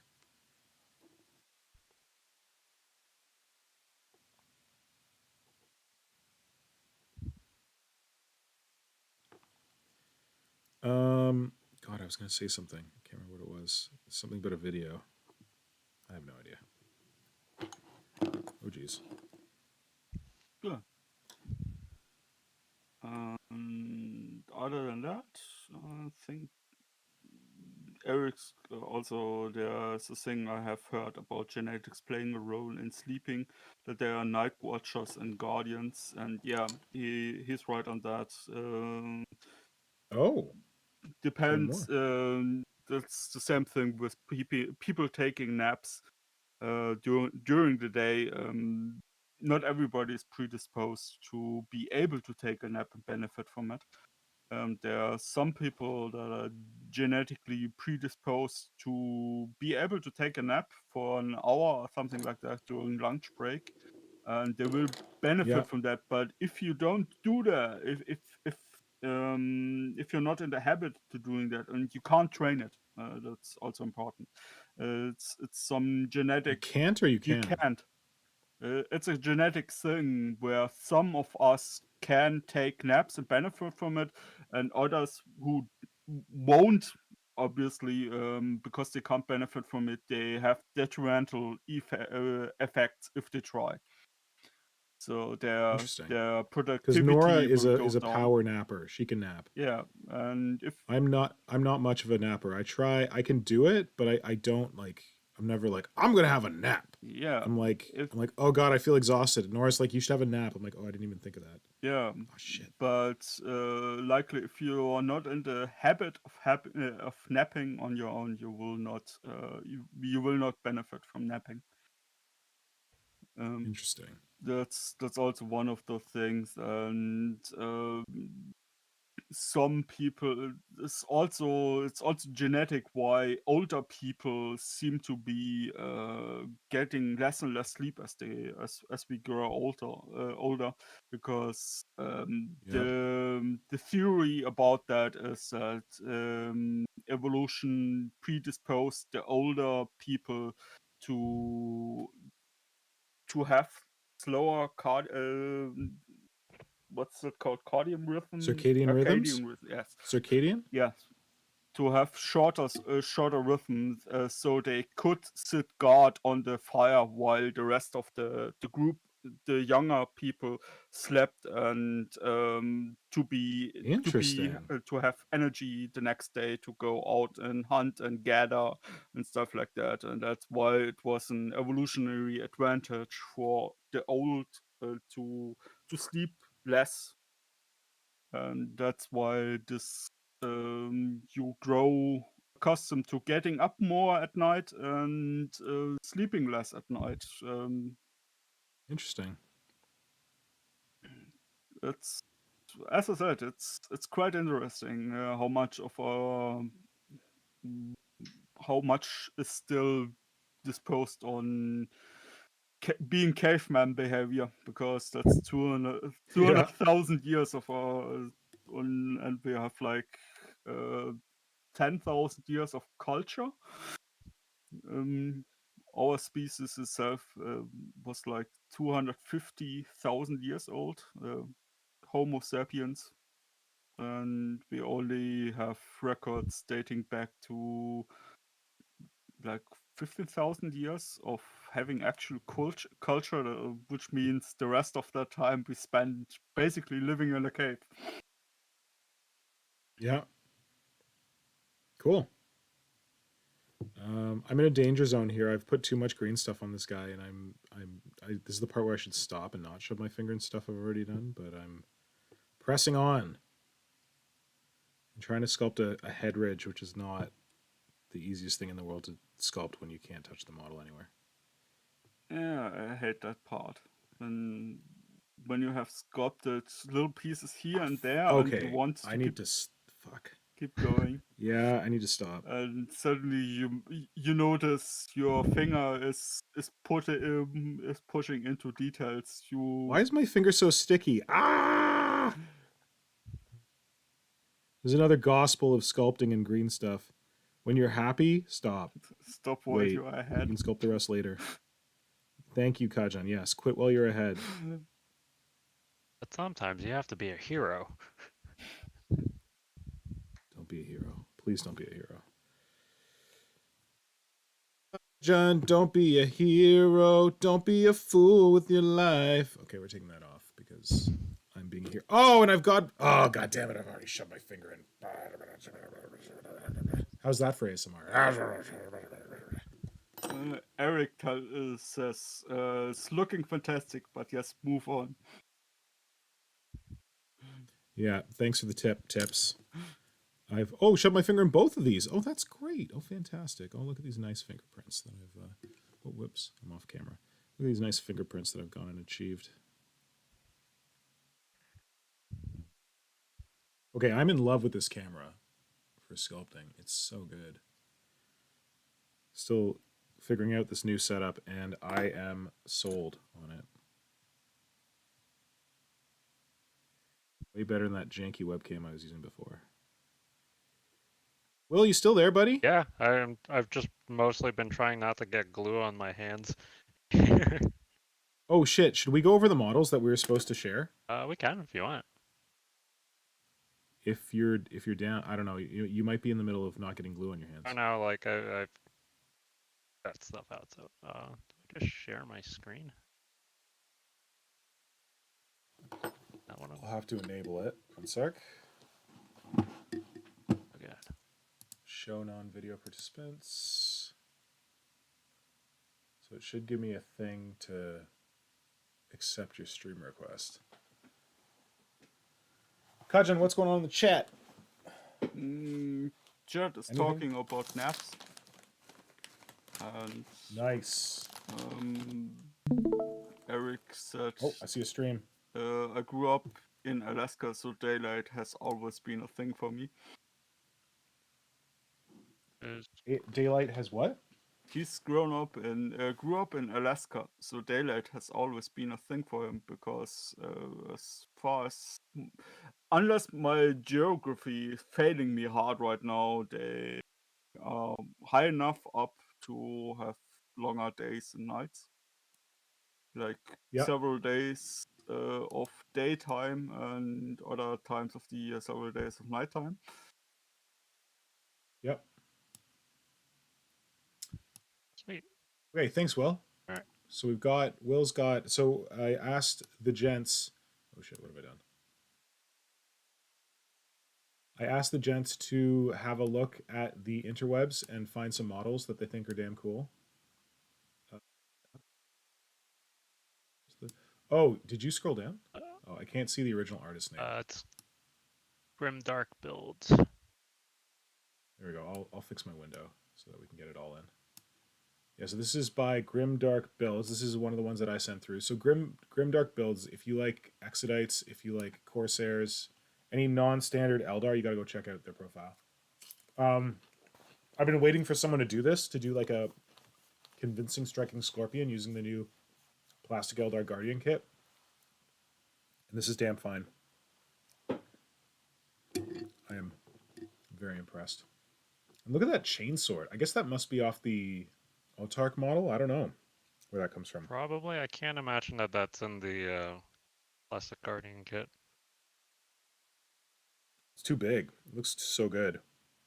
Yeah, it's a nice, really clean, minimal, but effective conversion. Yeah. Yeah, so that was one of the ones I wanted to share. Do you want to... Oh, you going through all mine? Let's alternate. Let's get Kajan up there. This is just the order that they happen to be on, but you did it. Oh, okay. I'll just do it. I think I. Yeah. So this is Paint-A-Boy, who has some really great Tyrant sketches. It looks like pen and ink. I'm assuming. I guess it could be digital, but It says doodle art. This looks like it's conventional. yeah. So Paint-A-Boy has done a bunch of different Tyranids, and you should go check out their profile because they've got some dang fine stuff on there. Yeah, the penmanship technique is very fantastic on this guy. Makes me very jealous. And you can see he's got quite some awesome stuff to peruse. Johnny has to leave us. Johnny, oh Johnny, thanks for joining us, man. Talk to you later. Thanks, Kajan. Oh, and then we got someone who we should all be very familiar with, our main squeeze, Symbio Joe, who has been doing some really cool orc stuff lately. Crazy conversions. I don't even know like all the models in this one. I can't identify them. I guess because they're orc models, and I'm not familiar with orc models. But yeah, this is a really cool kind of like walker, orky sentinel sort of thing. Yeah, it's a lot of fun.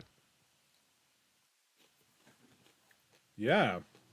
I feel like back in the day, before I started getting a little bit more into kit bashing and all this stuff, orcs were perennially like the people to like the faction to do the craziest, most ridiculous stuff, just because like it didn't have to be clean, didn't have to be neat, just whatever. They're forgiving. Yeah, they're very forgiving.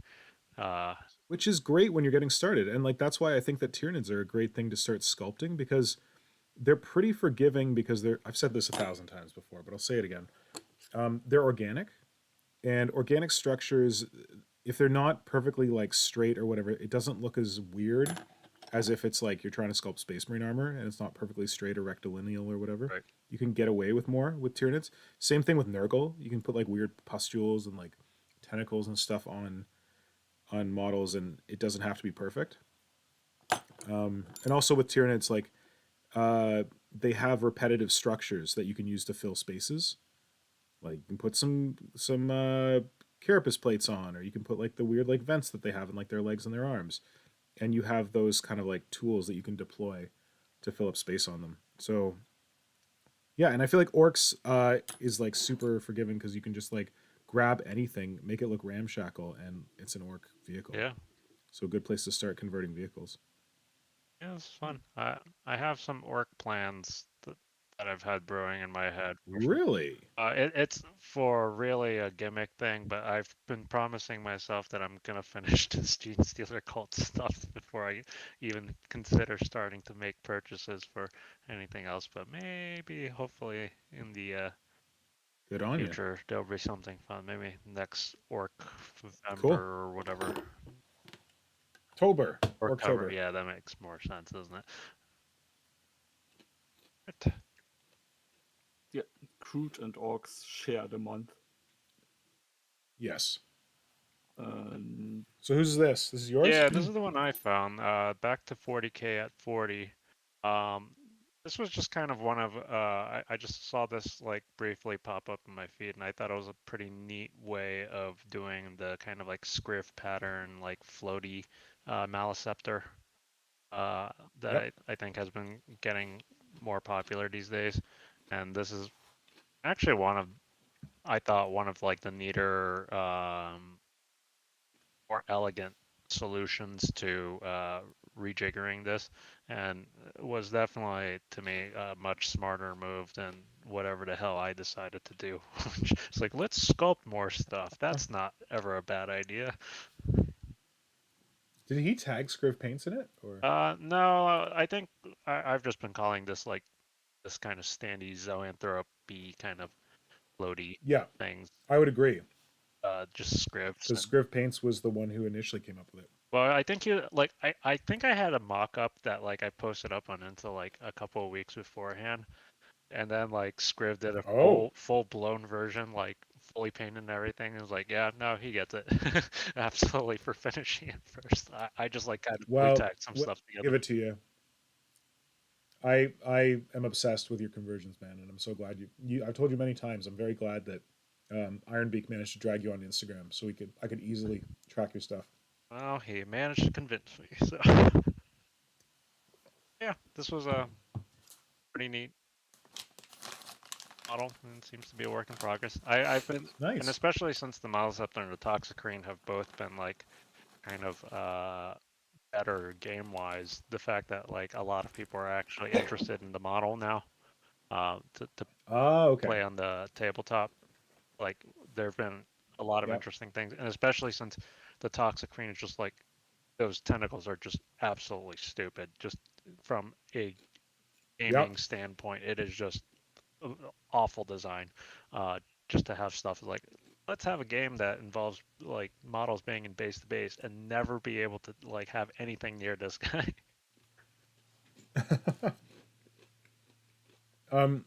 Kajan, if you have the chance, could you also put in the link to? Do you know Scriv Paints, the guy who created one of the first Maliceptors like that? Yeah. Oh, Hold on. you're on it. Yeah. Also, some very well painted. Yeah, so his army is very beautifully painted. Yeah, so this was I think his first dude from before. Mm-hmm. Yeah, and I think a lot of people Thanks, Kajan. have been enjoying that kind of move, which it's nice to see. Mostly because again, Also, while you're on that page, the top left Tyrant there, the Cthulhu or whatever. Right. So this is a model that was digitally sculpted by Hive Delta, who does some really cool Tyranids. And just wanted to warn people that Hive Delta just got a takedown notice from Games Workshop for this model, which was interesting. He said it was like, this is more a xenomorph than Tyranid, but whatever. So this model is no longer available in Hive Delta's Etsy store. But if you've been thinking about maybe getting some Hive Delta models from his Etsy store, you should probably do it soon, because if Games Workshop's going to strike one of his things, they could well strike other things, because there's some other good shit in there. why are they taking down that model? Sorry, what's that? Why are they taking down that model? I assume that's the one on screen right now. This is not Delta's one, but like Delta's sculpted this original model. So their Delta does some stuff that's like very clearly Tyranids. Have you seen Hive Delta stuff, Kajan? I'm sure I have, but right now I don't have the recollection about. He did like the running like Lictor model 3D sculpt. Mostly recently he did like a Gene Crusher or something. It's a big car. Oh, here we go. Thanks, Will. Yeah, I think the main issue that Games Workshop has is that his aesthetic is probably of the kind of bigger 3D sculptors. Oh yeah, and Yeah, those Hormagaunts, they got taken down like immediately. I 'Cause he knew like they were too close, but I know him mostly as one of the guys that do 3D prints. That's how I associate his name, along with what's his name, the one we talked about in the Discord. oh, Hydrocast? Yeah, Uh-huh. those are the two names I know where to go when you want to do 3D printing. But since I don't do 3D printing, I never looked more into it. Okay. Those two are the only Tyrannid third-party sculptors I'm interested in. The other ones don't do it for me. Yeah, I Yeah. just imagine for these particular ones, I'm guessing that GW just probably thought that the aesthetics were a little too close to their own And stuff. like understandably so. Yeah. Like we talked about last week with Felix. Like I don't think Hive Delta was shocked. But interestingly enough, like those like warriors and that tyrant there with the xenomorph alien queen head, those are still up on his Etsy. Like for now, we'll see.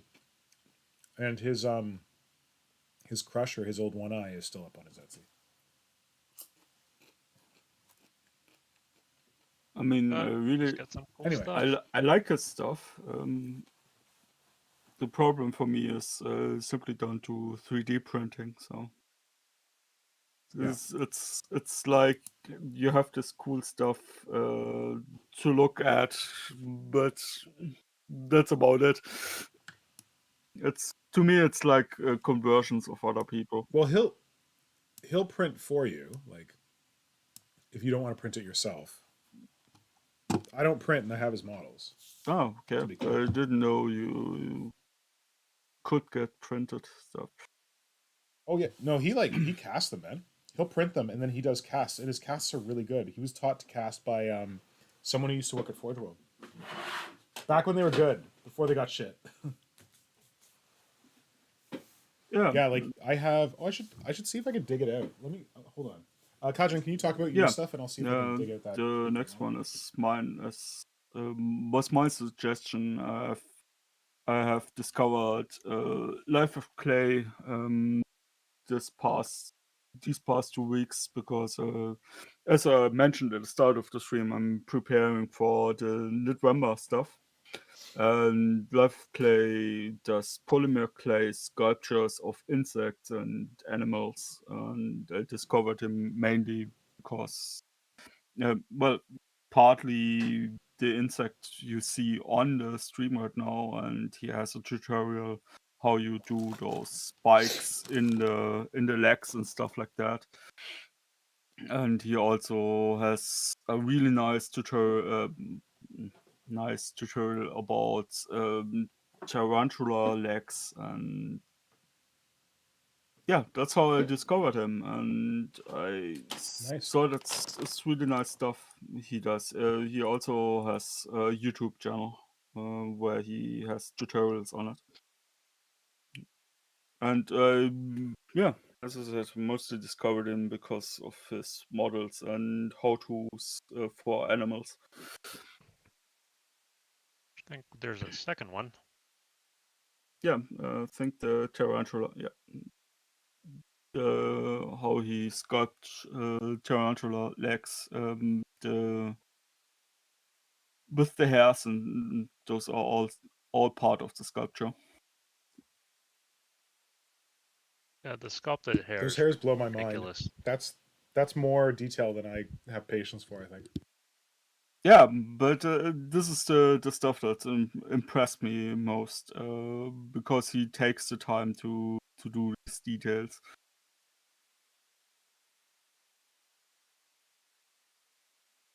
Great. Yep. And you had one more, I think. I think I had two more. There we go. The Thrifty Squirrels, Terbigon. I love that Arachnarok booty. Yeah, me too. Oh man, one day I want to do something with it. Me too.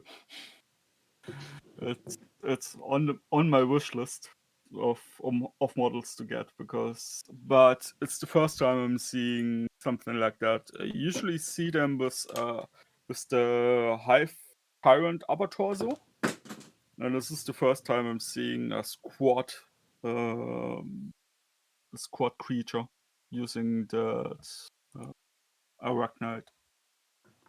This is reminding me that Yeah. I really should finish off my Tyrannocyte model. Yes. I want to see it. Collecting dust, does that count? What's that? It's collecting dust right now. Does that count as working on? Well, so is mine. I can't really say anything because I'm supposed to, like, the creature conference. My creature conference project is a Tyrannocyte that I have never finished. So yeah. That leads me to a question we should answer at some point on this stream: is how do you store your models when you're not working on them? Oh, I just pulled them out of my display case here, where they're probably collecting a little bit of dust at a time. Mine are just sitting in the table that I had originally set aside onto this side of my desk that you see on the camera feed. That I was gonna be like, this is gonna be clean, and like I'm just gonna keep it clear of miniatures until like I'm working on something. And now it's definitely a holding area for a lot of projects. It's storage. Yeah. This is why I was just reflecting that I'm really glad I have a studio because I can just leave my junk all over the place. Okay, so it's And by studio, it's I only mean me my with garage. all the Tupperware around me where I store models in. Oh, I still have that shit. I still have Tupperware all around. I just it's all Tupperware in my cave. Because I kind of I'm kind of packaging every project I'm working on in an individual tub with all the parts. That's smart, man. That's smart. That's like what I do when I'm on top of my game. I put them in their own Tupperwares, but I'm not on top of my game right now, I feel like. Did we have one more I think that was the last that we one, wanted to? unless I missed something on the Discord. Is there another one, Kajan? Or I think there was another one, but it's not. But give me a second. No, yep. there's Hydra's Squid Sorcerer. Squid Gnomes? I mentioned that one because I thought probably you want to put it onto your list. Apparently, I did not. Yeah, apparently not. Wait, just Hydras? Yeah. Oh, it's with a 4. There you go. No, wait. Oh, hold on. Oh, because he clicked on his bubble. Oh, It's very helpful. God, I hate this UI sometimes. Yep. There we go. This guy. The squid. Oh no, we saw him last week. The squid dudes, I think. This guy. Which one did you want to do, Kajan? 1 second. It was scroll up. This was the one in the center of the second row. Yeah, that. yeah, Slug Wizard. I think it's looking really cool. It's Yeah. very neat. It's a guy who's been possessed by the snail slug dude. Yeah, he posted it Sid. this week, so I didn't think you talked about it, but now I realize he posted it probably last Thursday-ish or Friday, so you probably talked could be. about it on the stream. I don't. He was working on his stuff, but I don't remember talking about it. I don't know. Yeah, he posted it and I saw it this week, so that's why. But yeah, I thought you probably wanted to put it on your list. There's a lot of good models. Apparently, I missed this one on my list, but glad you got it on yours. It's so creepy. I do like his squid gnomes too. They have the like weird tentacle things on their heads. I'm assuming Infesting them. that he used just an actual little shell. I think so. Which neat use. He does collect a lot of like sea stuff and whatnot. Yeah, very cool. Cool. Anything else that we wanted to share on the stream? Because I dug out those Hive Delta models, and I figured I should show them on camera before we wrap. And I probably need to wrap soon. All right. I'll stop sharing. Okay. Thank you for sharing. I appreciate that.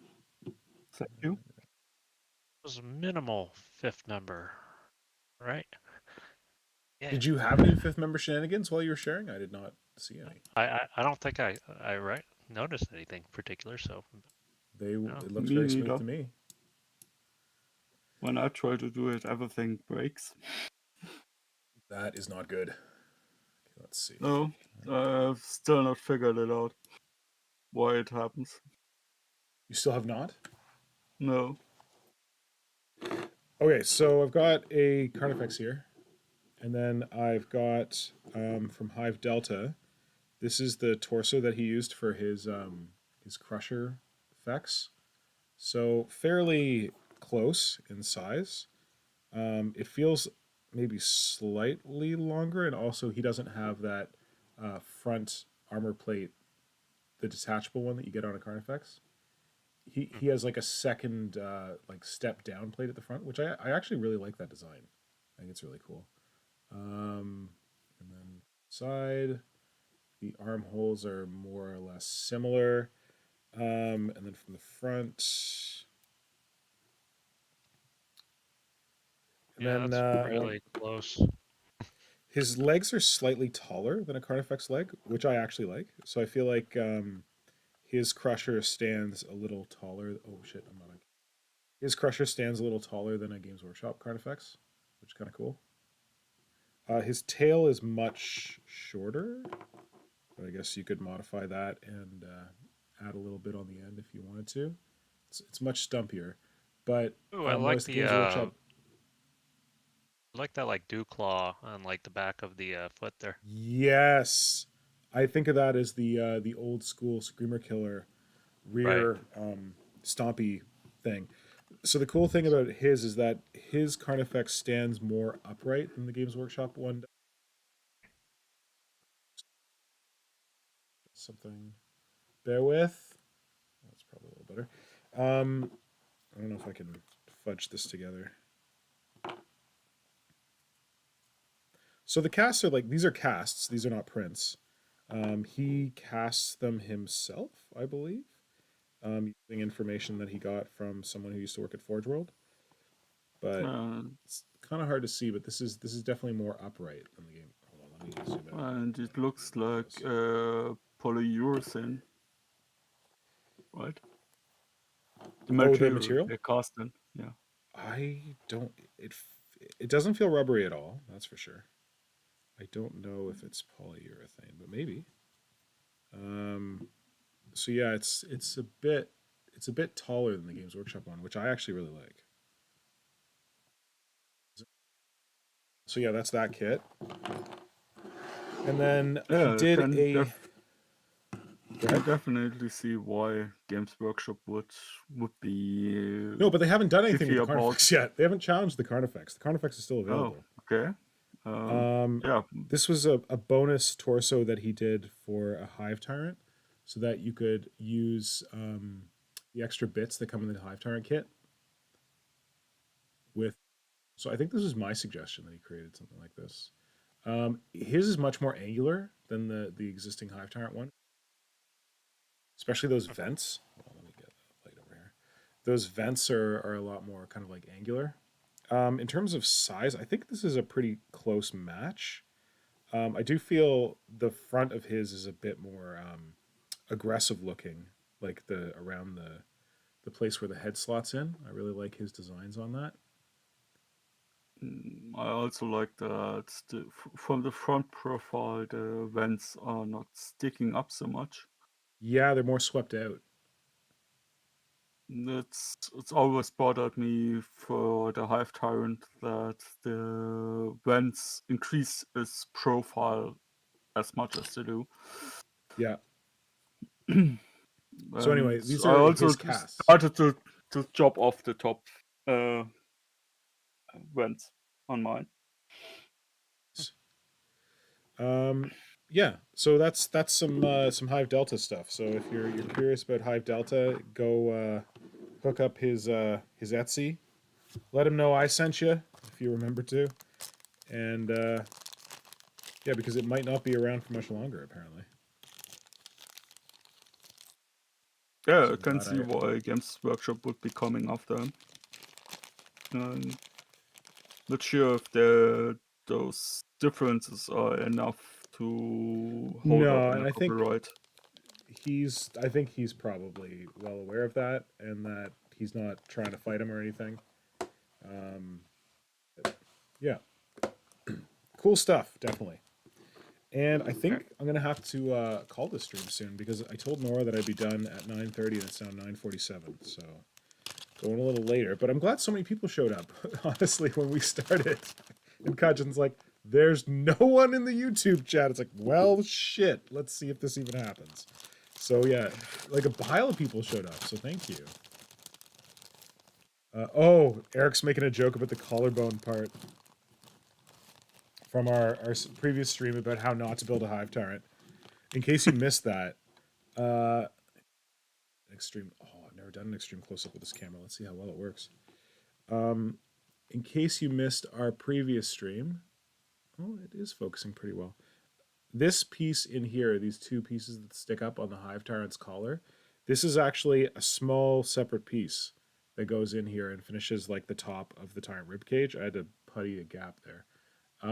So this little piece, if you look at almost, I think all of Games Workshop's, well, maybe not the Behemoth one, most of Games Workshop's assembled, studio painted Hive Tyrants, this collar piece is missing.